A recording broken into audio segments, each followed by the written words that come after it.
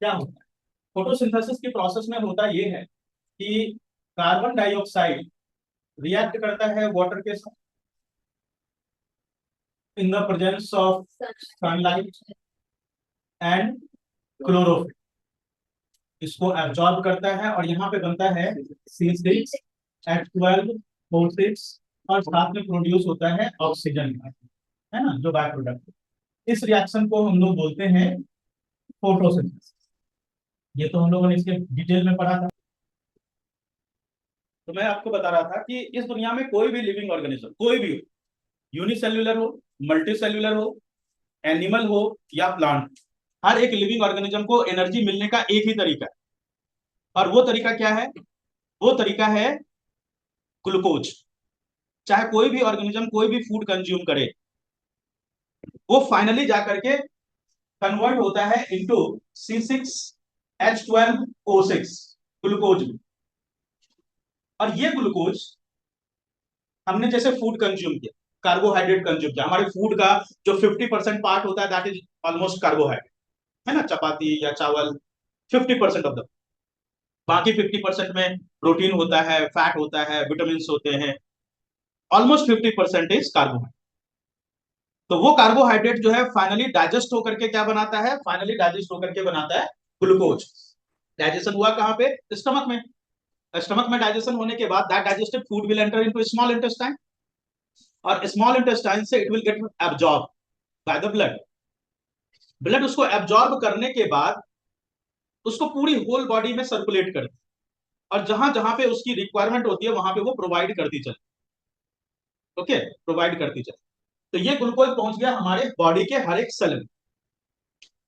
अब जब हमने सांस लिया, इनहेलेशन करी, तो ऑक्सीजन पहुंचा बॉडी के हर एक सेल तक इनहेलेशन के थ्रू। ग्लूकोज ऑक्सीजन के साथ कंबाइन करके प्रोड्यूस किया कार्बन डाइऑक्साइड, जो हम लोग सांस छोड़ते हैं तो निकलता है, प्लस वाटर की प्रोडक्शन होती है जो हमारी बॉडी से फीकल मैटर के थ्रू या यूरिन के थ्रू या स्वेट के थ्रू बॉडी से बाहर निकलता है। साथ में प्रोड्यूस होता है एनर्जी, और ये जो एनर्जी की प्रोडक्शन होती है हमारी बॉडी में, ये होती है in the form of ATP. ये सारी जो प्रोसेस हो रही होती है ये होती है इन माइटोकॉन्ड्रिया। ये सारी प्रोसेस माइटोकॉन्ड्रिया में हो रही होती है, और इसीलिए हम माइटोकॉन्ड्रिया को power house of the body बोलते हैं, power house of the cell बोलते हैं। यही रीजन है। अब इस प्रोसेस को हम लोग बोलते हैं क्या है? इस प्रोसेस का नाम होता है रेस्पिरेशन। अगर आप रेस्पिरेशन की प्रोसेस को देखो तो ये फोटोसिंथेसिस का जस्ट रिवर्स, आप ध्यान से देखो, देखा, फोटोसिंथेसिस का जस्ट रिवर्स है।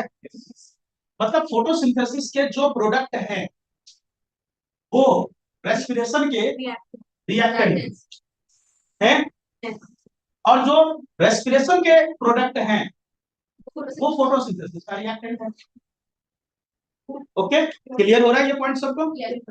अब ऐसी कंडीशन, अगर हम एक प्लांट की बात करें, प्लांट की बात करें तो प्लांट है तो लिविंग। अब लिविंग है तो इसका मतलब वहां पे दोनों ही प्रोसेस हो रही होगी। yes. मैंने अभी क्या बताया, किसी भी लिविंग ऑर्गेनिज्म, इस दुनिया का कोई लिविंग ऑर्गेनिज्म, हर एक लिविंग ऑर्गेनिज्म में एनर्जी के मिलने का एक ही तरीका, वो तरीका है रेस्पिरेशन। लिविंग है तो रेस्पिरेशन जरूर करेगा। प्लांट में दोनों चीजें हो रही, फोटोसिंथेसिस भी हो रही है, रेस्पिरेशन भी हो रही है। अब दिन के टाइम में क्या होता है कि फोटोसिंथेसिस ज्यादा हो रही होती है देन रेस्पिरेशन। ठीक है, दिन के टाइम में फोटोसिंथेसिस ज्यादा हो रही है इन कंपैरिजन टू रेस्पिरेशन। तो अगर फोटोसिंथेसिस ज्यादा हो रही है इन कंपैरिजन टू रेस्पिरेशन, तो इसका मतलब क्या होगा कि दिन के टाइम में ऑक्सीजन का प्रोडक्शन ज्यादा हो रहा होगा। अब रात के टाइम में फोटोसिंथेसिस तो हो ही नहीं रहा। इसमें क्या होता है, रात के टाइम में फोटोसिंथेसिस तो हो ही नहीं रहा, नहीं हो रहा फोटोसिंथेसिस। तो जब फोटोसिंथेसिस हो ही नहीं रहा रात के टाइम में, तो इसका मतलब है कि रात में सिर्फ रेस्पिरेशन हो रहा होगा। तो रात में प्लांट कार्बन डाइऑक्साइड प्रोड्यूस कर रहा होगा और ऑक्सीजन ले रहा होगा रात के टाइम में। ठीक है, समझ में आई बात? अब इससे पहले, जस्ट पहले मैंने एक टॉपिक बताया आपको कि फोटोसिंथेसिस कई सारे फैक्टर्स पर डिपेंड होता है। तो अगर फोटोसिंथेसिस कई सारे फैक्टर्स पर डिपेंड करता है, इसका मतलब यह हुआ कि फोटोसिंथेसिस की रेट कभी हाई होगी कभी लो होगी। yes. एक ऐसा सिचुएशन भी आ सकता है प्लांट में जिस वक्त फोटोसिंथेसिस और रेस्पिरेशन दोनों इक्वल हो। ये कब हो सकता है? क्योंकि फोटोसिंथेसिस कई सारे फैक्टर्स पर डिपेंड करता है। तो जब कई सारे फैक्टर्स पर डिपेंड करता है तो इसका मतलब फोटोसिंथेसिस कभी ज्यादा होगी कभी कम होगी। अगर सनलाइट हो ही नहीं, दिन का टाइम है फिर भी सनलाइट नहीं है, मान लीजिए कुहासा है, फॉग का कंडीशन है, तो फोटोसिंथेसिस नहीं होगा ऑब्वियसली, या एकदम कम लाइट है तो एकदम कम होगा। तो अब वैसी कंडीशन डेवलप हो सकती है प्लांट में जब रेट ऑफ फोटोसिंथेसिस और रेट ऑफ रेस्पिरेशन दोनों एग्जैक्टली एक दूसरे के इक्वल हो। अभी आप क्या देख रहे हो कि फोटोसिंथेसिस का जो प्रोडक्ट है वो रेस्पिरेशन का रिएक्टेंट है, और जो रेस्पिरेशन का रिएक्टेंट है वो फोटोसिंथेसिस का प्रोडक्ट है। अब ऐसा कंडीशन अगर कभी डेवलप हो गया तो वैसी कंडीशन में प्लांट में से कुछ भी बाहर नहीं निकलता, तो आप वो बाहर वो वापस यूटिलाइज हो जाएगा। अब ऐसी कंडीशन में प्लांट में से net resultant will be zero. इस वाली कंडीशन को हम लोग बोलते हैं compensation point.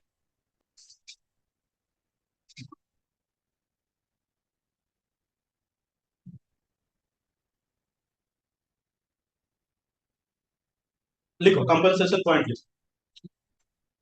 This is the situation in which this is the situation in which rate of photosynthesis situation in which rate of photosynthesis and rate of photosynthesis and rate of respiration becomes equal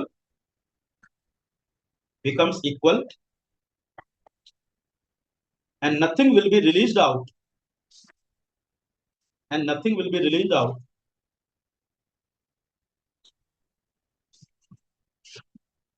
at this specific condition at this specific condition। अभी हम लोग समझने वाले हैं activity of photosynthesis. ये activity है आपका NCERT का एक्टिविटी 6.1 एंड 6.2। ये दो एक्टिविटी, इस एक्टिविटी में क्या एक्सप्लेन किया गया है कि ये तो आपको पता ही है फोटोसिंथेसिस का रिएक्शन सनलाइट एंड क्लोरोफिल, ये प्रोड्यूस हुआ C6H12 6 और 4।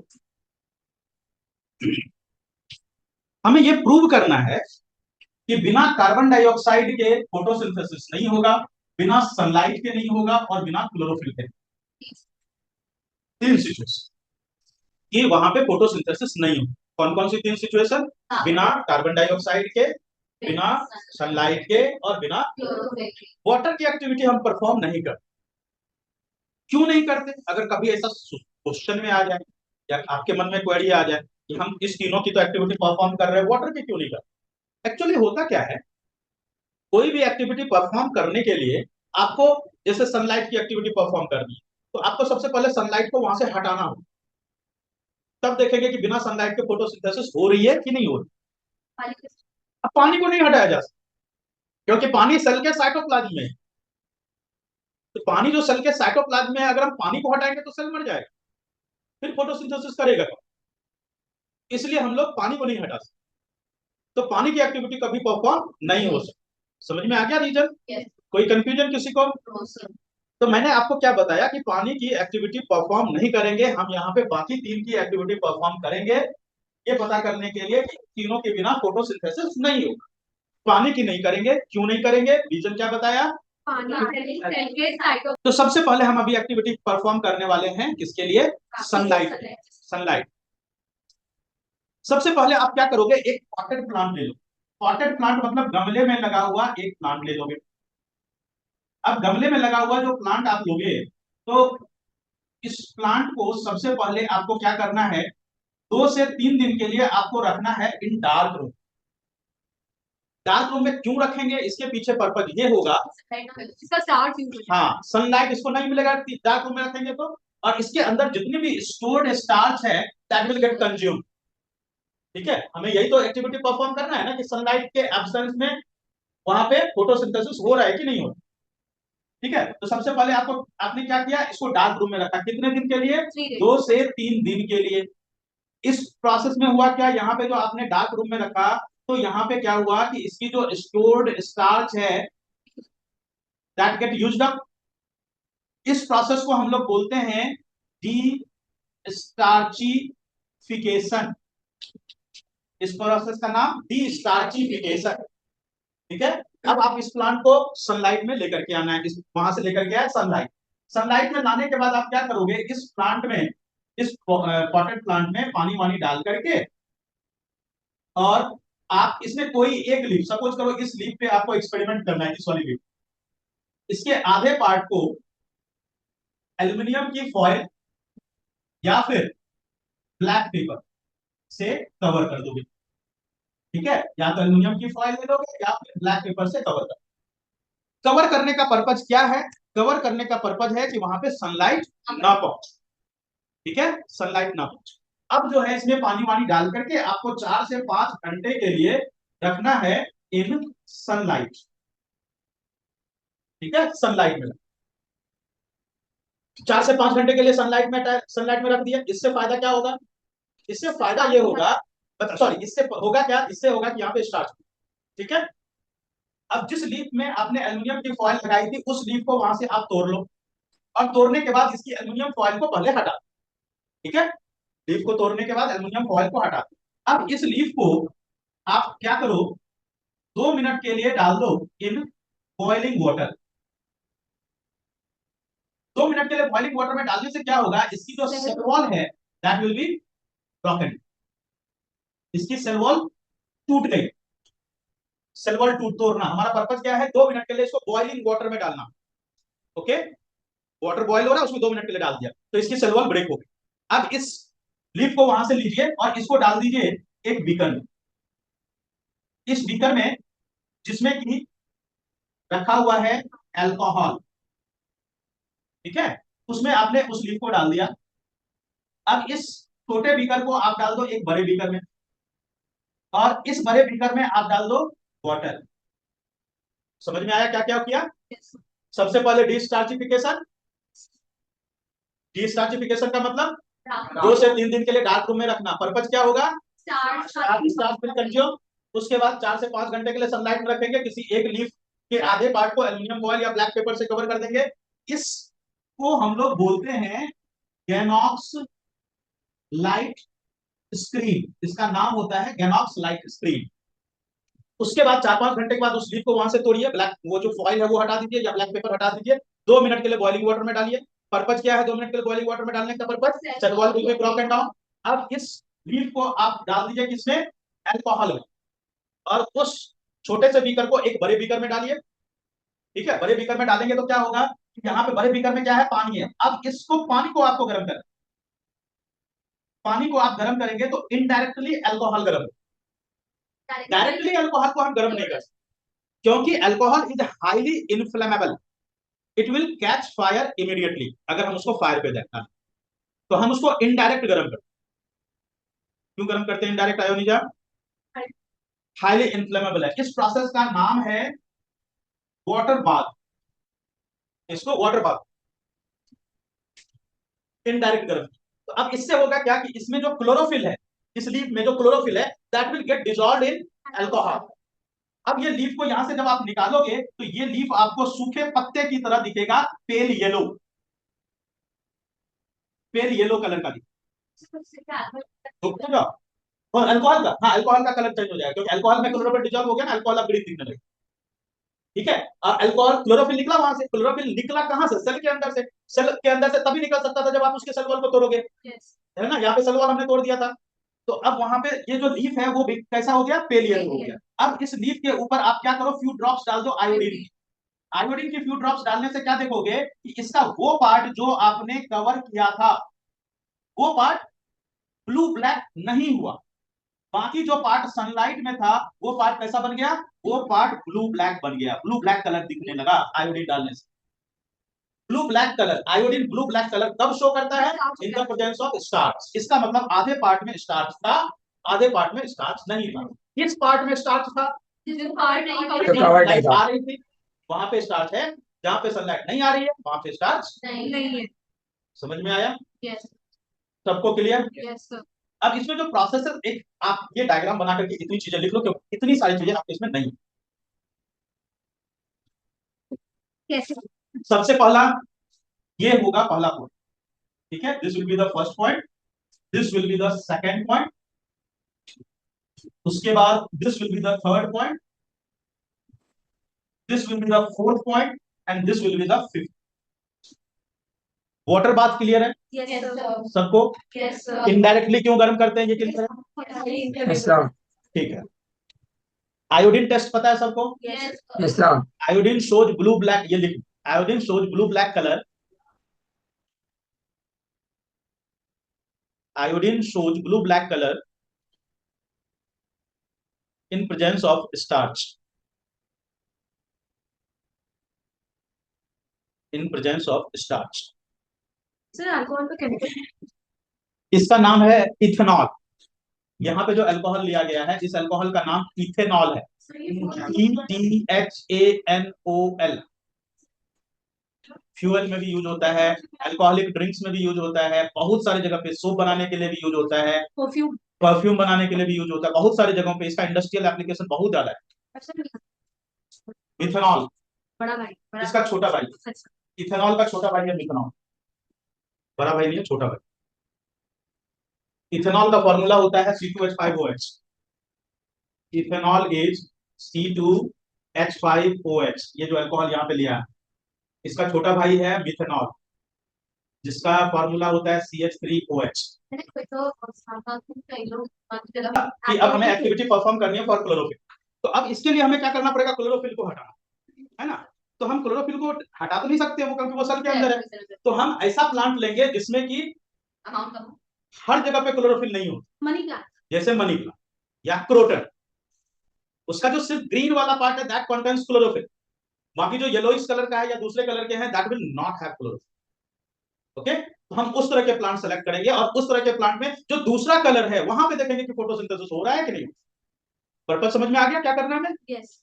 मनी प्लांट या क्रोटन, क्रोटन भी एक प्लांट होता है जिसका entire part is not green, entire leaf is not green, बीच बीच में येलोइश कलर या रेडिश कलर होता है, उस तरह का कोई प्लांट लेंगे।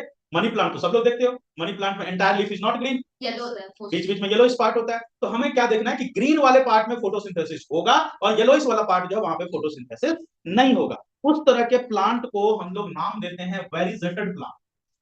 उस तरह के प्लांट का नाम है वेरिजेटेड प्लांट। तो वेरिजेटेड प्लांट का मतलब हुआ कि entire leaf will not be green.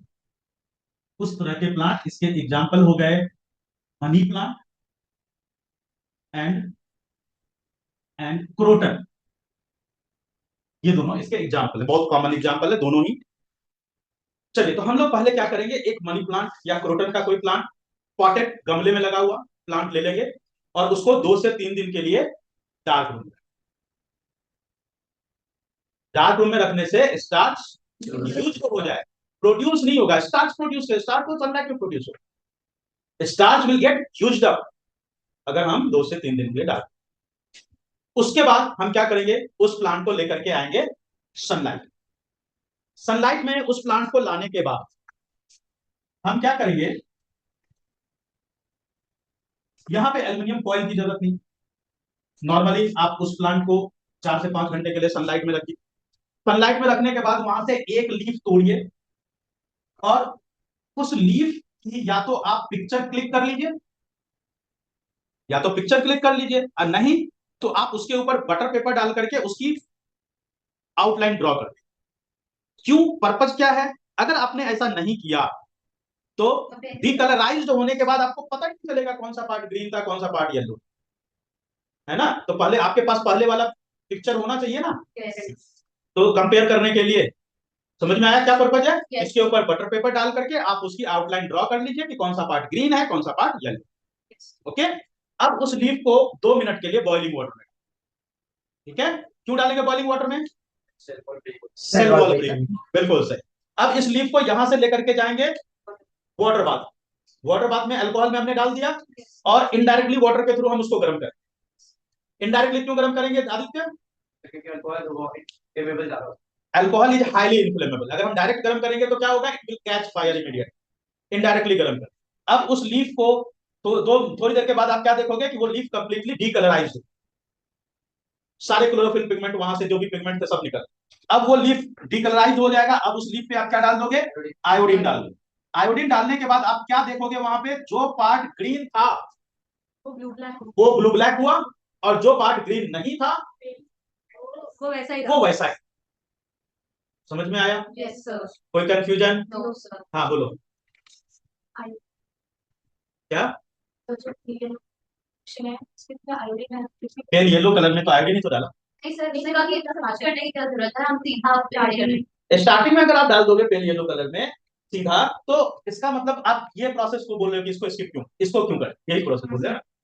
देखो सुन, ऐसा है ना कि हम लोग जो खाना खाते हैं, जो हमारे नीड से ज्यादा होता है वो हमारी बॉडी में डिपॉजिट, यहाँ पे, यहाँ पे, थाई में, इस सब जगहों पे डिपॉजिट होता है जो हमारे नीड से ज्यादा। प्लांट में भी जो उसके नीड से ज्यादा होगा वो अलग अलग जगह पे डिपॉजिट, ठीक है। तो अब हमें पता नहीं है ना कहाँ डिपॉजिटेड है, इसलिए हमें पहले उसकी डीस्टार्चिफिकेशन करनी, क्योंकि वो डिपॉजिट तो कहीं पे भी हो सकता है, जहां पे जगह मिलेगा वहां डिपॉजिट हो जाएगा। दो प्लांट, दोनों प्लांट की हम क्या कर देंगे, डीस्टार्चिफिकेशन, ठीक है। डीस्टार्चिफिकेशन करने के बाद दोनों प्लांट को हम लेकर के आए सनलाइट में,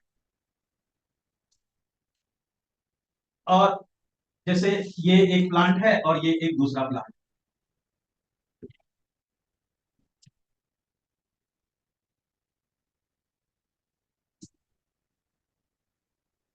दोनों प्लांट को हम बड़े से बेल जार से कवर करते हैं। बेल जार होता है ग्लास का बड़ा सा जार, ग्लास का बड़ा सा जार होता है, उससे हम कवर करते हैं। एक बेल जार में हमने एक कटोरे में रख दिया KOH का सॉल्यूशन, पोटेशियम हाइड्रोक्साइड का सॉल्यूशन, ठीक है। बाकी पानी वानी डाल दिया दोनों में, और दोनों को सनलाइट में रख दिया, दोनों को नीचे से सील कर दिया, या तो प्लास्टर ऑफ पेरिस से या फिर वैसलीन से, ठीक है। प्लास्टर ऑफ पेरिस से, प्लास्टर ऑफ पेरिस को पानी में डिजोल्व करके उसको सील कर दो, या फिर वैसलीन से, हाँ दोनों में से किसी से भी सील। पर्पज क्या है, बाहर की एयर की कांटेक्ट में ये ना रहे, ठीक है। अब दोनों को हाँ एयर टाइट बना, यहाँ पे भी सनलाइट इंसिडेंट हो रही है और यहाँ पे भी सनलाइट इंसिडेंट हो रही है, दोनों जगह पे सनलाइट इंसिडेंट हो रही है। 4 से 5 घंटे के लिए छोड़ दो। अब क्या करो, 4 से 5 घंटे छोड़ने के बाद आप यहां से दोनों में से एक एक लीफ निकालो, लीफ निकाल करके फिर से यही सारी एक्टिविटी को परफॉर्म, दोनों में अलग अलग, हाँ दोनों में अलग, अब यही सारी एक्टिविटी को परफॉर्म करोगे दोनों में अलग अलग, तो यहां पे आप क्या देखोगे कि ए वाला जो बेलजार का लीफ है उसमें ब्लू ब्लैक कलर आया ही, बी वाले बेलजार का जो लीफ है उसमें ब्लू ब्लैक कलर आता है। अब ऐसा क्यों होता है, सुनिए। ये जो क्या है, इसके अंदर जो CO2 गैस है, इस CO2 गैस को KOH क्या करता है, एब्जॉर्ब कर। KOH का काम क्या है, CO2 को एब्जॉर्ब करना। अब बेलजार ए में क्या नहीं है, CO2 नहीं है, CO2 तो उसने एब्जॉर्ब कर लिया, बाकी सब कुछ है वहां पे, पानी भी है, सनलाइट भी है, क्लोरोफिल भी है, सिर्फ एक चीज नहीं है, क्या नहीं है, कार्बन डाइऑक्साइड। यहाँ पे चारों चीजें प्रेजेंट। तो इस जगह वाली लीफ में फोटोसिंथेसिस होती है और वहां पे ब्लू ब्लैक कलर शो होती है। इस वाली लीफ में फोटोसिंथेसिस नहीं होती, क्यों नहीं होती, क्योंकि यहाँ पे जो CO2 था that was absorbed bye KOH solution. Okay, clear हुआ सबको? ये दोनों डायग्राम ड्रॉ कर दो, ऊपर में लिख दो test for carbon dioxide gas.